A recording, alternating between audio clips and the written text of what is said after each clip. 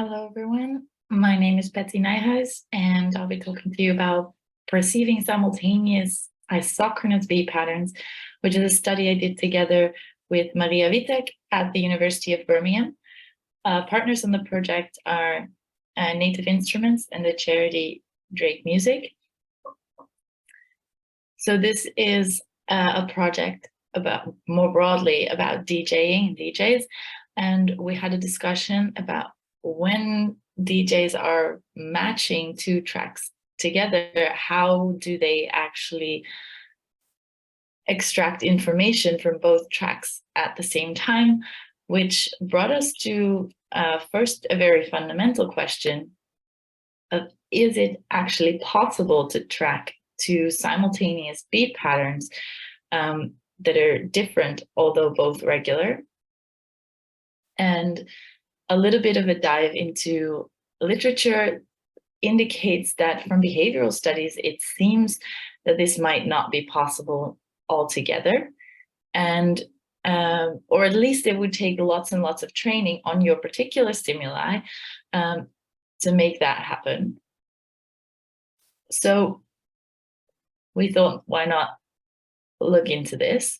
So for our stimuli, our tracks that they needed to simultaneously attend to were track A and track B of different tempo. Track A was 114 BPM, corresponding to 1.9 hertz. Track B was 163 BPM, corresponding to 2.7 hertz. Both of them played for 30 seconds at a time. The interesting thing about them being at different tempos, meaning that they're continuously drifting, meaning that there is no metric composite rhythm to be perceived when both of them are playing at the same time. They're truly separate streams, if you will. Both of them have a 1/2 metrical framework, as you can see visualized at the top corner. The framework indicated by alternating volume.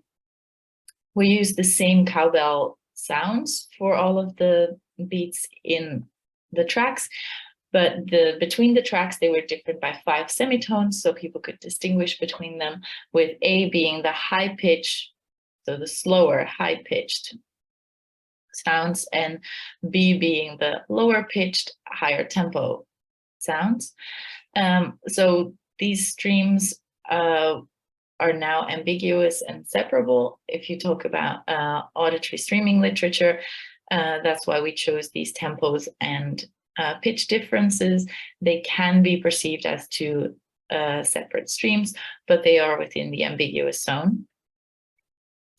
The task for our participants was to listen to a track or both tracks and decide whether the probe tone at the end of the 30 seconds fell on or off the beat of the track that they were attending to. Would that have been the next beat in the sequence? And would that have been on time? The probes were either, of course, on time or 30% late.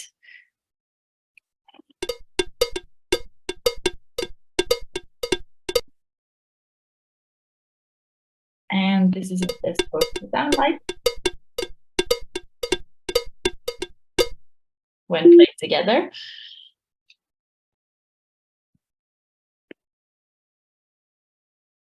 So participants first had to learn how to distinguish between track A and B in the training block. When they passed the training block, they were able to continue on to the actual experiment. None of the participants actually failed the training block, but if they had, they would have been looped back through it. First, they had a block of single listening, so they listened to one track at a time with the probe task. The second block was our selective attending block, where they heard both of the tracks at the same time, but were instructed to only listen to one of the tracks, essentially the same task, but with a background noise stream that they had to block out. Then in the dual attending, the third block, they had to attend to both of the stimuli and tell us at the end whether the probe tone fell on the beat of track A, B, or neither of them. And then in a very last block, we also had them tap along to some of the stimuli. While they did this, we recorded 64 channel EEG because we were interested in the amplitude of the beat-related frequencies in the frequency spectrum, also known as the steady state evoked response. And of course, we recorded the task performance of the probe tone task as the ratio of correct responses out of the block. And we recorded some additional information on musical experience. So let's have a look at the behavioral results. We can clearly see that as the task gets more difficult and the attention needs to be divided, the performance on the probe tone task decreases. They do very well when they only have to listen to a single track, a little bit less when they have to use the selective attention, but a drastic decrease in performance when they actually have to attend to both of the streams.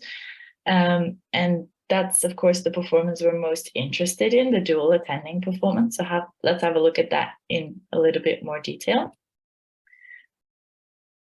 First of all, participants do perform above chance level, which would be 33%, but it's important that they also perform above what we consider that predicted performance, which we calculated assuming that they would have a selective attending strategy. So they only randomly pick one stream to attend to, one of the tracks, and that would help them perform above chance level, but would still not be really dual attending.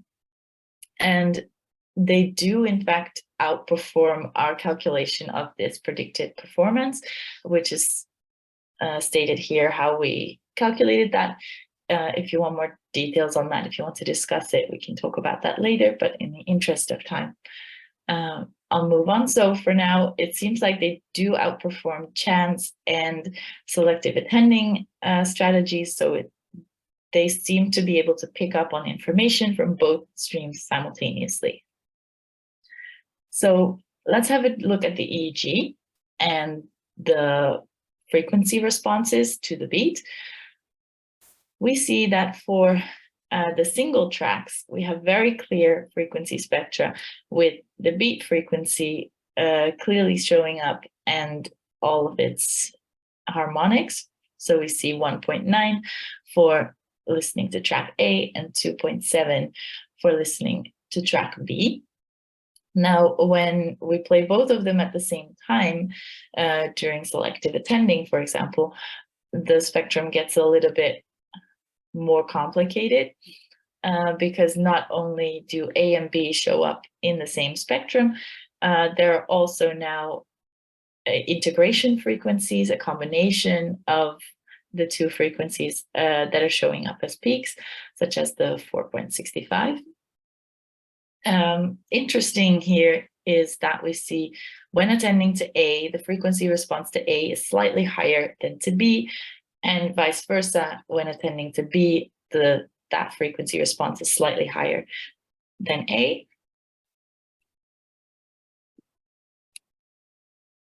So when we look at the frequency responses for each track across conditions, we clearly see an effect of attention, where in the single track listening, we see a much larger response in the EEG at the beat-related frequency than during the selective and dual attending conditions, where the attention is divided, where both stimuli are present. This is the same for both track A and B.